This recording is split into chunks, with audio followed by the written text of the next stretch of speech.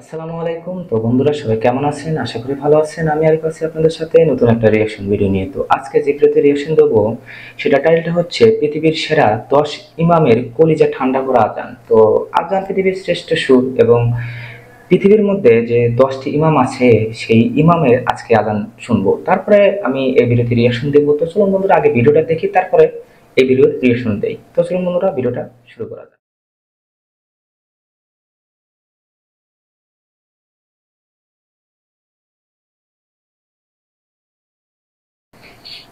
الله أكبر الله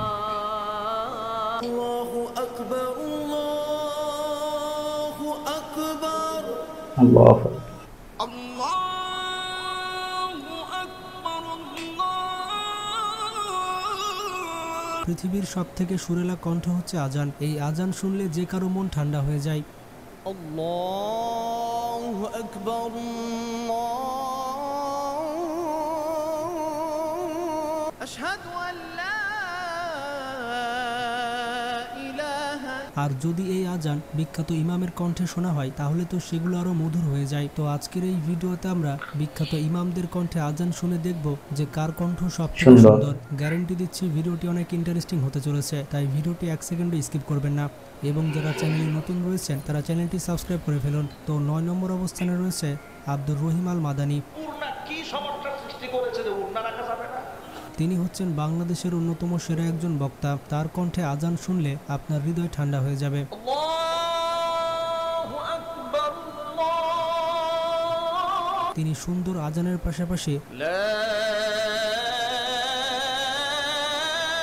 মধুর কণ্ঠে ওয়াজ মাহফিল করে থাকেন। আল্লাহর নবীর নাম মিটিয়ে দেওয়া সম্ভব নয়। আশহাদু আন্না মুহাম্মাদার রাসূলুল্লাহ।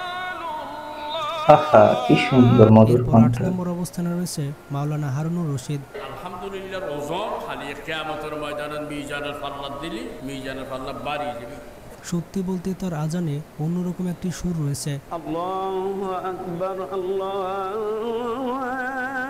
যেটি শোনার পর আপনার হৃদয় ঠান্ডা হয়ে যাবে।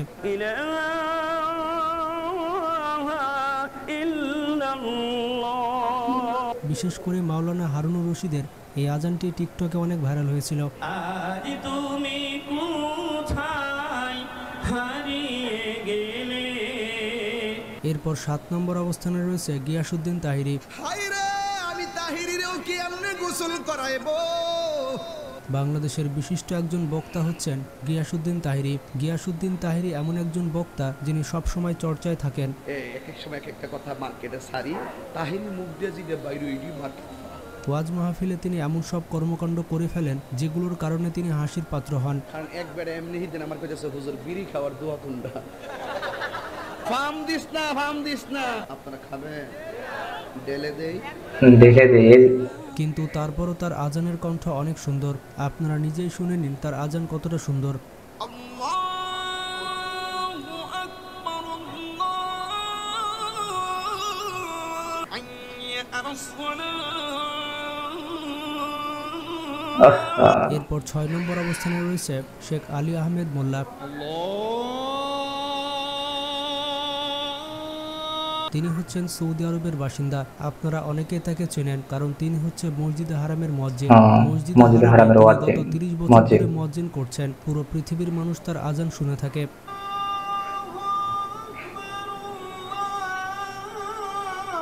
হারাম শরীফের এই মুয়াজ্জিনের কণ্ঠ এতটাই সুন্দর যে তার আজান না শুনলে আপনি বুঝতে পারবেন না।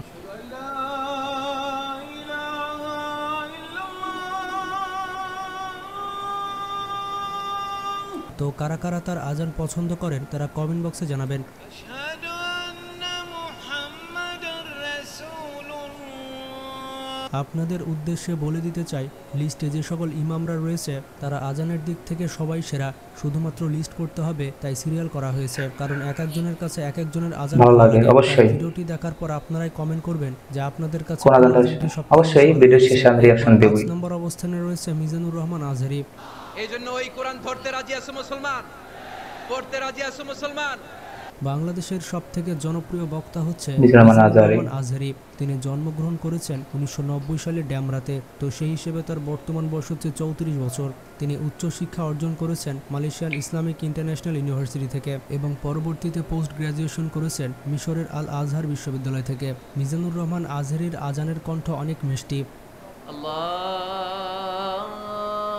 আকবার, আল্লাহু আকবার। আল্লাহু আকবার। শুধুমাত্র তার আজানই নয়, তার ইসলামিক বক্তব্যগুলোর মধ্যে অন্যরকম একটি ভালোবাসা রয়েছে। ও আল্লাহ, আমারে তুমি মাফ করে দাও, জান্নাতের চিপার মধ্যে এক কর্নারে তুমি একটু আমারে জায়গা করে দাও। আল্লাহ বললেন, আমি দুনিয়ার আকাশকে তারা দিয়ে সুশোভিত করেছি। এরপর 4 নম্বর অবস্থানে রয়েছে মোহাম্মদ তারেক।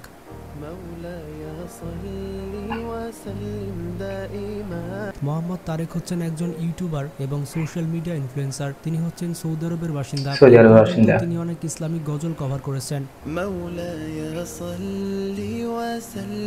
তার কণ্ঠে আজান অনেক মিষ্টি হয়। আশহাদু আল্লা ইলাহা এবং যে কেউ এই আজানের প্রেমে পড়ে যাবে। হাইয়া আলাল ফালাহ। এরপর 3 নম্বর অবস্থানে রয়েছে শাইখ আব্দুর রহমান আল ওসি। সৌদি আরবের বাসিন্দা এবং পুরো পৃথিবীতে তিনি তার কোরআন তেলাওয়াতের জন্য বিখ্যাত।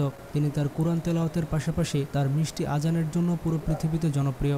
আল্লাহু আকবার, আল্লাহ। তিনি পেশায় একজন শিক্ষক এবং মসজিদের ইমাম। লা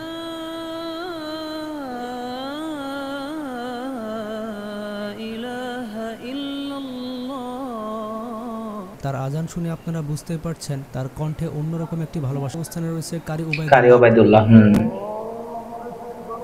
ছোটবেলায় টিভির মধ্যে, রেডিওর মধ্যে এই গান আজানটি শুনছিলাম। আপনি যদি বিটিভিতে আজান শুনে থাকেন তাহলে কারি উবাইদুল্লাহর আজান অবশ্যই শুনেছেন।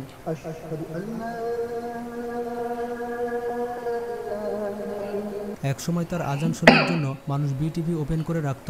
তার আজানকে বিটিভির ঐতিহাসিক আজান বলা হয় এবং আপনি তাকে না চিনলেও তার আজান অবশ্যই শুনেছেন। তবে দুঃখজনক বিষয়টি হচ্ছে 2016 সালে যখন তার বয়স 72 বছর, তখন তিনি পৃথিবী ত্যাগ করেন। এরপর 1 নম্বর অবস্থানে রয়েছে ওমর হিশাম আল আরাবি।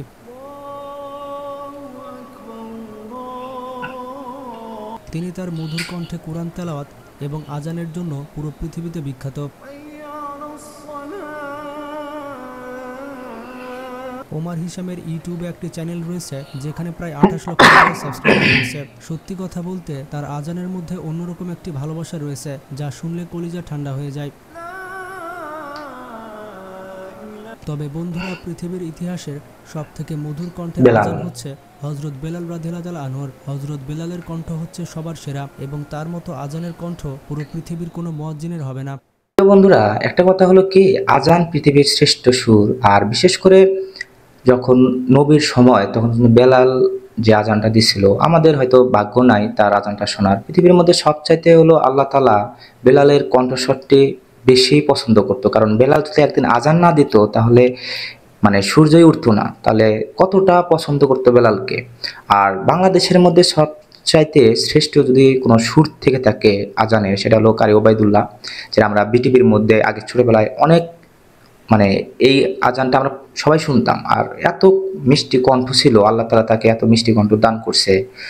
তো আজান যার কাছ থেকে শুনবেন না কেন, আজান কিন্তু যখন কোনো ব্যক্তি আজান দেয় দেখবেন যে অটোমেটিক সব কিছু থমকে যায়, এতটা সুন্দর আজান। আর পৃথিবীর মধ্যে যদি শ্রেষ্ঠ কোনো সুর থেকে থাকে সেটা হলো আজান। আর বেলাল রাদিয়াল্লাহু ইসলামের যে আজানটা ছিল, আল্লাহ তাআলা সবচাইতে কিন্তু তাকে বেশি পছন্দ করতো, তার আজানকে বেশি পছন্দ করতো।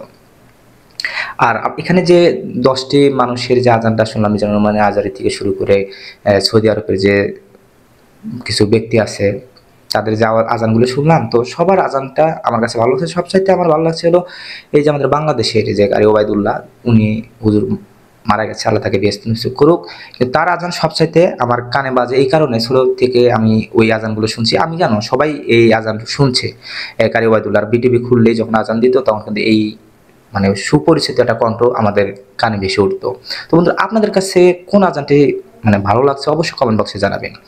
আর এরকম নতুন নতুন রিঅ্যাকশন ভিডিও পেতে অবশ্যই চ্যানেলটি সাবস্ক্রাইব করবেন। তো আজকের মতো আমি এখানে বিদায় নিচ্ছি। সবাই ভালো থাকবেন, সুস্থ থাকবেন। আল্লাহ হাফেজ।